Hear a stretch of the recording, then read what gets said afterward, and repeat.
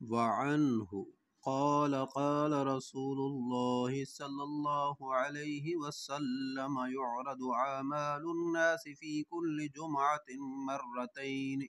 يوم الاثنين ويوم الخميس فيغفر لكل عبد مؤمن إلا عبدا بينه وبين أخيه شحناء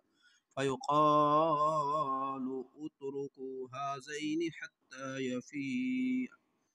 حضرت ابو ہریرہ سے روایت ہے، رسول اللہ صلی اللہ علیہ وسلم نے فرمایا، لوگوں کے اعمال ہر ہفتہ میں 2 بار پیش کیے جاتے ہیں،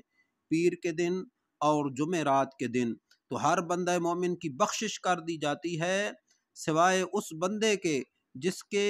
یعنی اس کے اور اس کے بھائی کے درمیان عداوت ہو۔ کہا جاتا ہے کہ انہیں چھوڑ دو حتیٰ کہ رجوع کر لیں، یعنی کہ اپنی عداوت دور کر لیں۔